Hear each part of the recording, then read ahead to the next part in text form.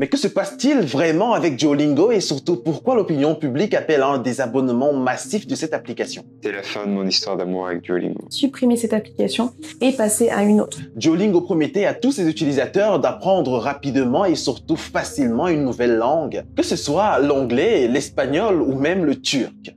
C'est une application que tout le monde connaît, surtout sa mascotte que tu as forcément vu passer sur les réseaux sociaux. Dio. Une chouette verte qui vous promettait de parler anglais ou espagnol en jouant 5 minutes par jour. Ouais, 5 minutes. Mec, j'ai fait le calcul. En considérant une année, ça fait 1,5 jours d'apprentissage. Et t'es censé maîtriser une langue. J'espère vraiment que c'était une vanne de leur part. Sérieusement. Ouais, tu l'auras compris, la promesse est folle. Apprendre une nouvelle langue tout en s'amusant. Et ce, en seulement 5 minutes par jour. Mais aujourd'hui, Duolingo est désormais au cœur d'un scandale. Une avalanche de désabonnements, des fans qui crient au scandale et surtout une question qui fait froid dans le dos. Et si Duolingo ne nous avait jamais vraiment appris quoi que ce soit? Est-ce que depuis le départ, les utilisateurs de Duolingo ne sont pas juste des pigeons? Eh bien, on en parle dans cette vidéo. Mais avant, tu connais déjà les bails. Je t'invite à t'abonner à la chaîne si ce n'est pas encore fait et activer la cloche de notification pour ne rien manquer de toutes nos nouvelles vidéos. C'est simple, c'est rapide, en plus c'est gratuit. Sérieusement, près de 90% de tous ceux qui regardent nos vidéos ne sont malheureusement pas abonnés à la chaîne. Merci de penser à t'abonner à la chaîne. On vise les 10 000 abonnés d'ici la fin de l'année 2025.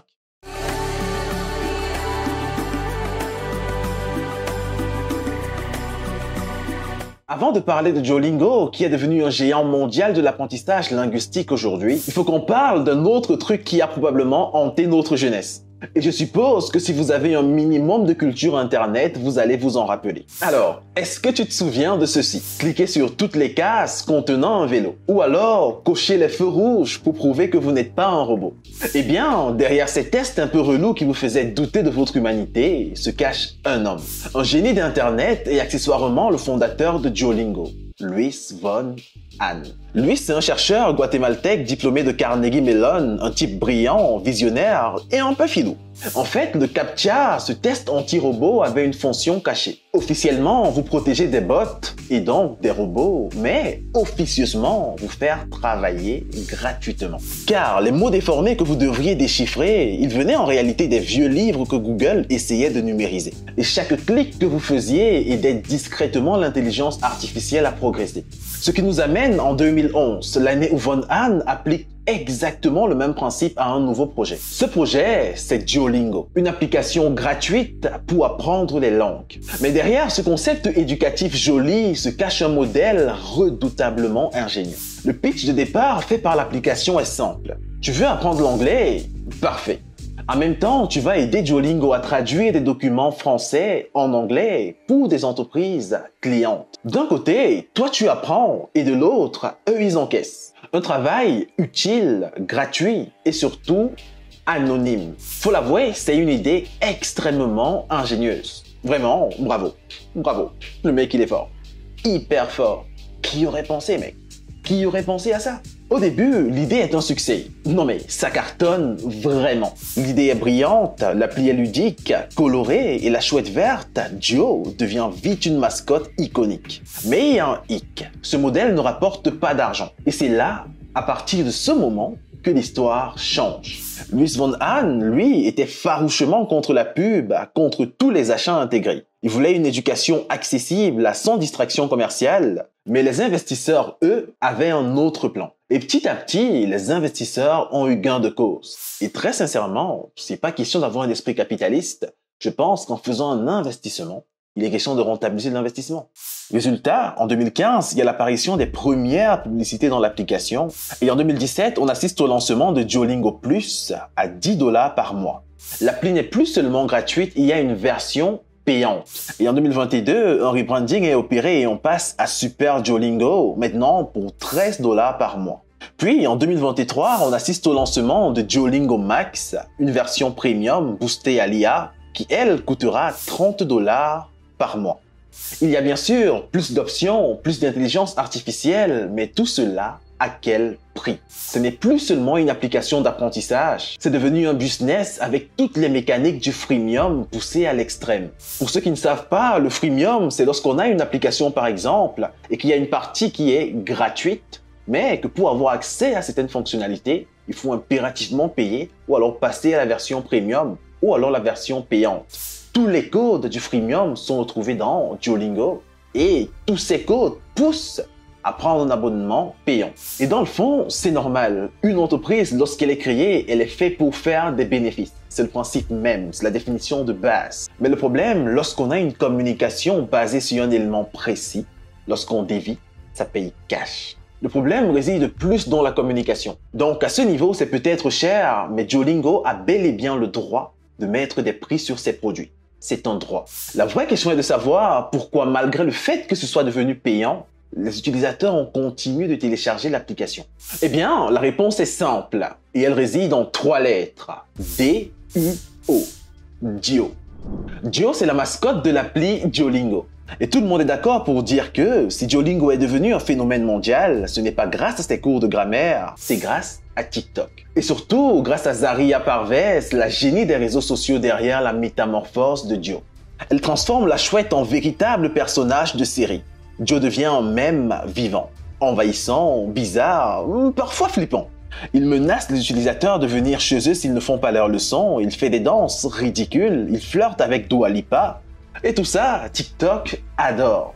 Résultat, 130 millions d'utilisateurs actifs chaque mois, 700 millions de dollars de revenus annuels et 17 millions de followers sur TikTok. Mais derrière l'humour viral, un changement s'opère en coulisses. Un virage discret mais potentiellement destructeur. Car en coulisses, l'IA commence à prendre de plus en plus de place. Et très vite, l'application ne fait plus rire personne.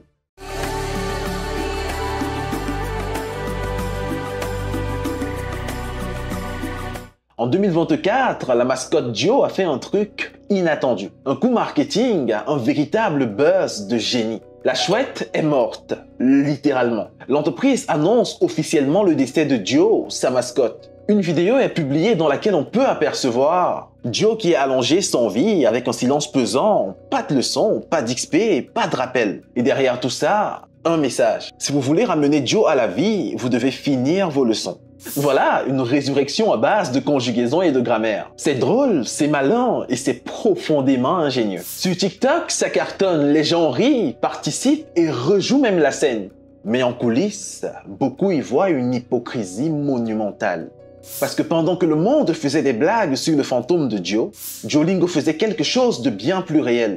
Ils remplaçaient leurs employés par des machines. C'est juste après le lancement de Duolingo Max, la version à 30 $ avec option d'IA, que l'entreprise a décidé de passer à la vitesse supérieure. 10% des rédacteurs de leçons sont licenciés, les forums communautaires sont supprimés alors que c'était là que les utilisateurs corrigeaient leurs erreurs.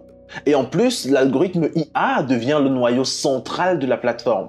Et désormais, c'est l'IA qui s'occupe de la production pédagogique. On assiste alors à ce que certains spécialistes ont qualifié de glissement, tout simplement parce que l'application a perdu en vie, elle est devenue froide et surtout mécanique. Les phrases sont absurdes, les genres sont inversés, et les erreurs s'accumulent, et bizarrement, plus personne ne peut les signaler. Voici quelques pépites que j'ai retrouvées pour toi.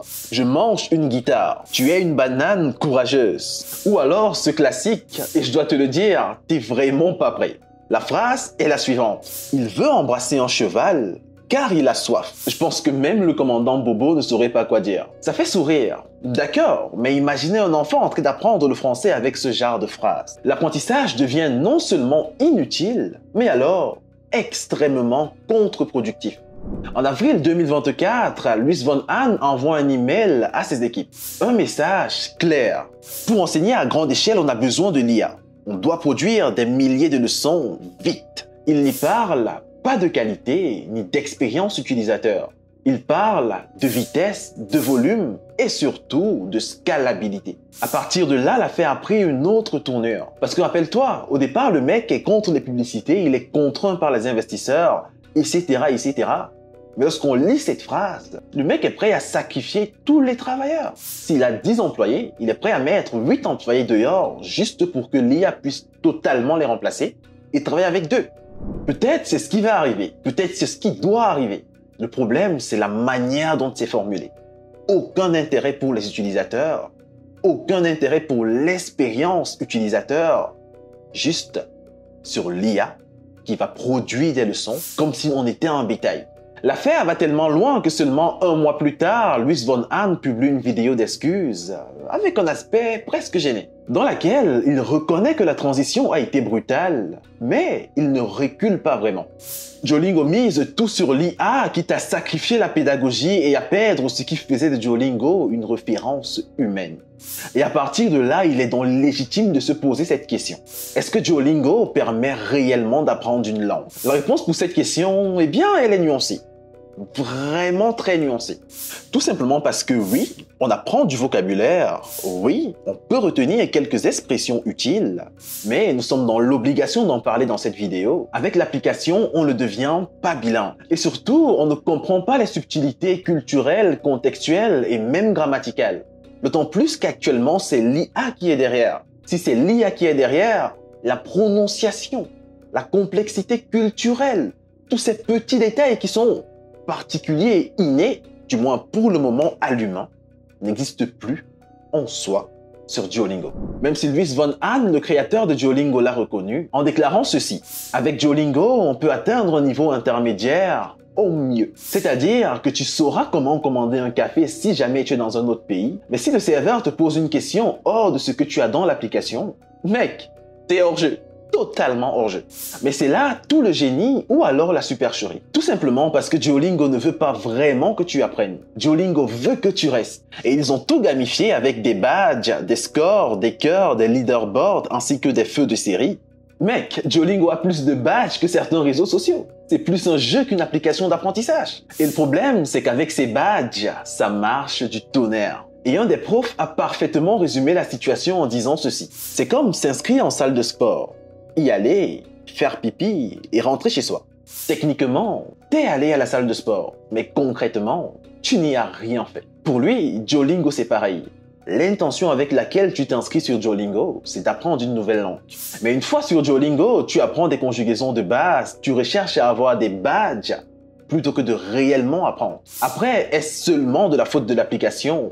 Pas que, c'est vrai que nous, en tant qu'utilisateurs, on a également une part de responsabilité. Mais la réalité, dans tous les cas, dis-moi ce que t'en penses en commentaire. Dis-moi réellement ce que t'en penses en commentaire sans langue de bois.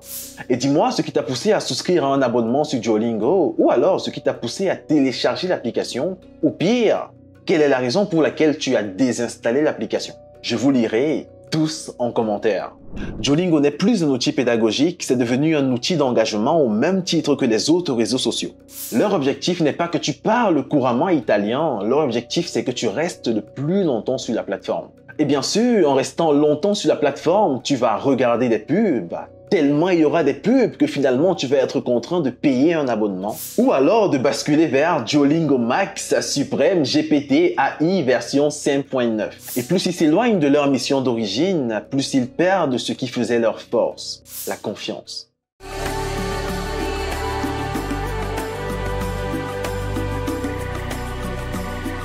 Et maintenant, tu attends peut-être le moment où je vais te dire que Duolingo s'effondre et que l'entreprise est au bord de la faillite.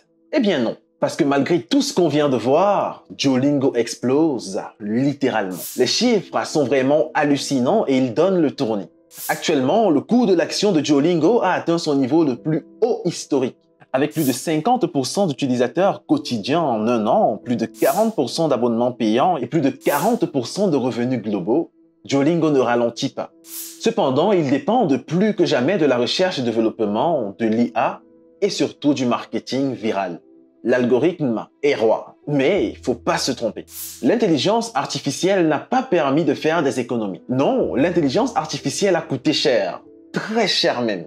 Et pourtant, le choix s'avère être payant. Et au vu de tous les désabonnements massifs observés sur les réseaux sociaux, on est en droit de se poser une question simple, mais lourde de sens. Est-ce que Duolingo est en train de tomber? Ou alors, est-ce que Duolingo est juste en train de muter? Peut-être qu'ils sont simplement les premiers à plonger la tête première dans l'e-tech 100% IA. avant tout le monde, avant d'autres grands noms de la tech.